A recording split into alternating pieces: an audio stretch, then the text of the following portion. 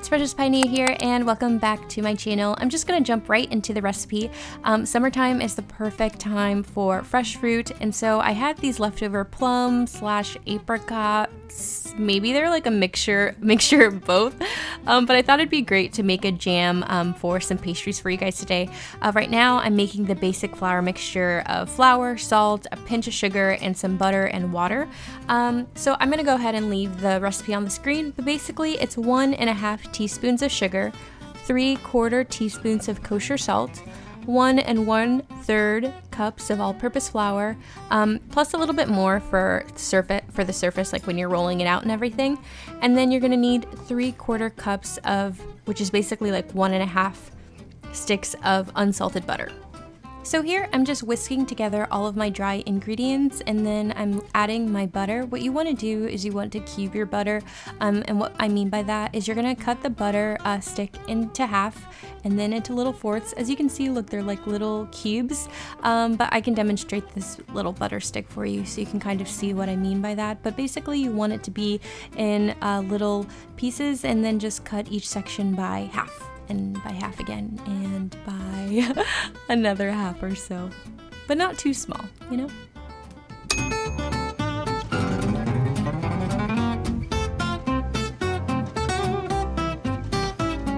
So here I'm just mixing my butter a little bit. All you want to do is coat the butter in your flour mixture, and then once you feel like it's been completely covered and you're fine on that end, then you can dump your dry mixture directly onto your counter. As you see, you want to kind of make sure you have enough counter space, but then yeah, just dump it all into the counter, scrape your bowl as clean as you possibly can, and we're gonna get moving. Here, let me move you guys a little bit so you can see a little bit better.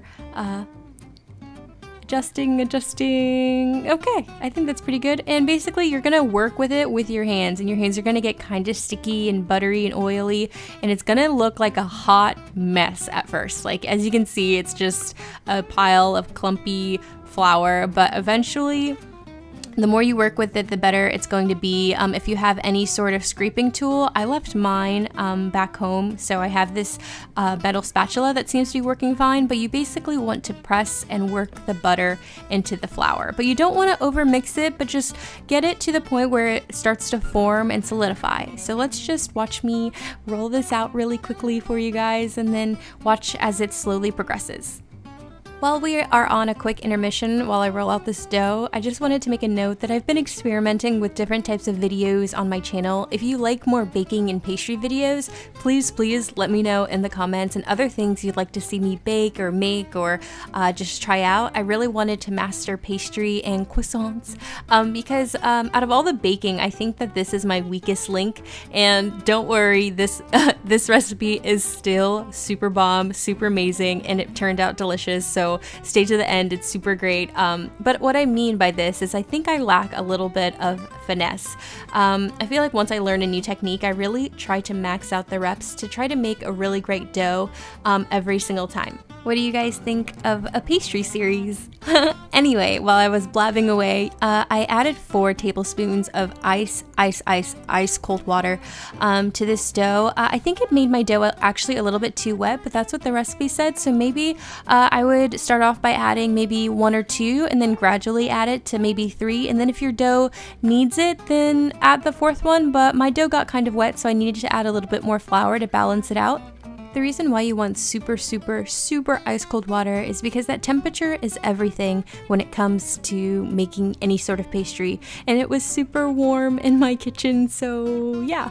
But basically with pastry, the butter needs to be ice cold as well, and that really helps contribute to the dough, and the dough needs to be super cold, and that's also why you chill it before you even stick it in the oven. It's a whole super ice cold process. And the reason why that is because basically with pastry, the butter needs to be ice cold and the dough has to be cold. So when you fold and roll out your dough, you create little butter pockets, and when you place it into the oven, the butter melts, leaving these little air pockets and holes, which give you that flaky texture of a puff pastry that everyone desires.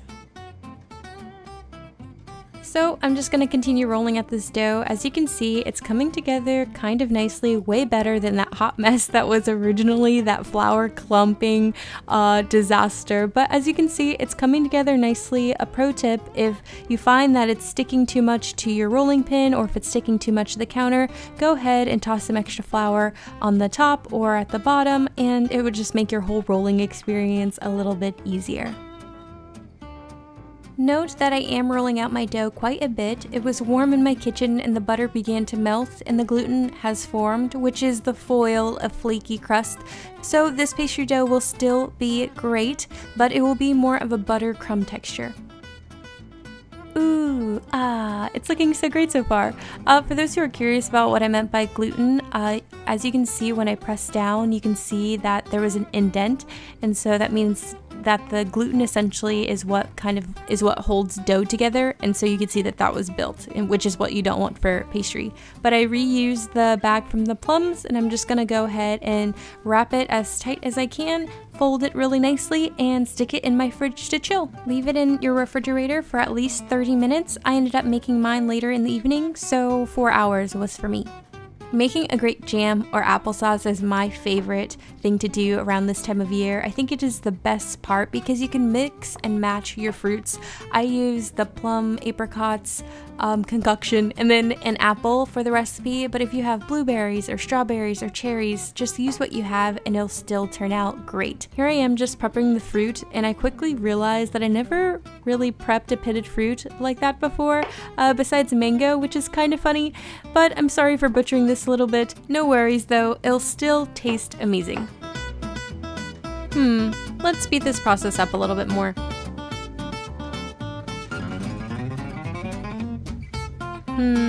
Just a little bit more.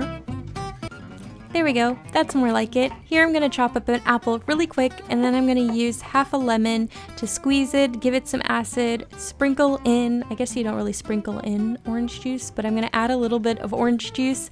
Be careful of lemon seeds because there seems to always be some in the jam for some reason. I went ahead and added half a cup of sugar, but it's really up to you and how you like your sweetness. I kept mine pretty minimal because it is tart and I wanted to keep that sour flavor. I added a little bit of salt and a cup of water as well, but that's about it. It really depends on what berries you're using, what flavors you're going for. I went for a more citrusy flavor, but if you like more of the seasonal flavors of cinnamon and nutmeg, then it's just really up to you. In this next step, you're going to go ahead and put your fruit on the stove, and you're going to want the temperature to be really high. But with that, you want to stir consistently. There's a lot of sugar in this jam, so you want to be careful. It will burn if you walk away for too long, but you want all of the juice to reduce way down. But you have to keep an eye on it, man your station, and best of luck. So the fruit is looking good, it's breaking down perfectly, you can hardly see the plums anymore, but you want it to look like this. And then once it looks like this, then you're gonna go ahead and get your potato masher that has now become a fruit masher, and you want to mush down all the fruit, and it will basically help to break down everything that's in it to help give it that jam texture. I forget the cell or whatever is pectin. I think it's pectin that's in fruit naturally that will naturally thicken up your jam. So that's why the mashing part's really important.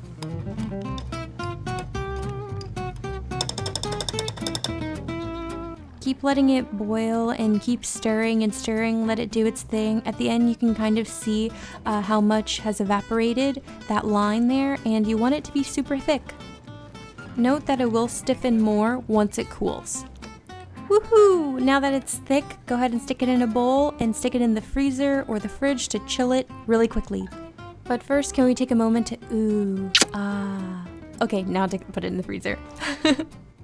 Hi, welcome back. We've entered the night shift. I decided to make the pastries way later than I thought I would during the day, meaning that the butter is super cold, so you need to put some elbow grease and all of your muscles into this piece of dough to really work it and flatten it out.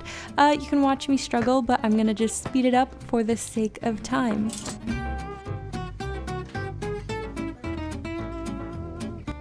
So it is amateur hour in the kitchen. I managed to roll out my dough super thin and evenly too, which is amazing, but I took out my pizza cutter and forgot my ruler, so the shapes were a little bit wonky. I decided to go with rectangles because I thought that was a good idea at the time, and then quickly realized that it makes it so difficult to fold them into cute triangles with jam in them. Also, my obsession with jam bested me. The main reason why I struggle with pastries is because I love to overstuff them. I always think a little more won't hurt. What could go wrong? It always hurts my little pastries and they just explode and leak. But enjoy watching me assemble these little zombie guys. It was a lot of fun.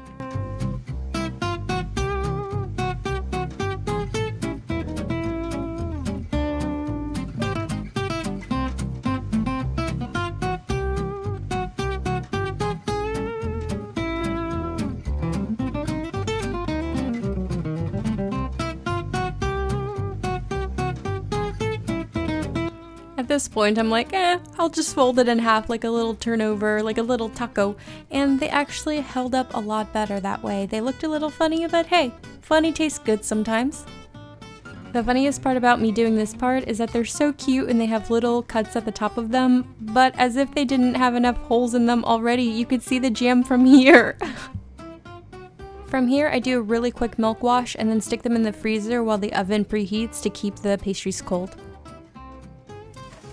Have your oven set to 350 degrees and your pastries are going to bake for 25 minutes. Once 15 minutes had passed, I rotated the trays and then set the timer for another 10 minutes. They were ready, so I went ahead and took them out the oven. To be honest, they look a little scrappy, but let's wait till they cool down because they really clean themselves up. Okay, ooh, you can tell that they actually look a lot better when I first took them out of the oven, but you can also see that there's some size differences here, and this is what I really want to perfect in the pastry series. If that's something that's super interesting to you guys, please let me know. But you can see that some of them broke open. I didn't seal them very well because I overstuffed them with jam, which is a little bit ridiculous, but now I know maybe I need to measure it out, and I definitely need to get my sizes right, but I think the top triangle on the right turned out really nice. Hi guys, so I think I specialized really in the baking section of baking and pastries. I haven't worked with pastries enough to really get a good grasp on the puff pastry lamination process, all the basic pastry folds, and so that is my summer project. So you guys will definitely see the wins and definitely the pastry fails of all the different things that I'll be baking. So thank you for watching this video and baking and watching with me. I hope you all have a wonderful rest of your day. Bye.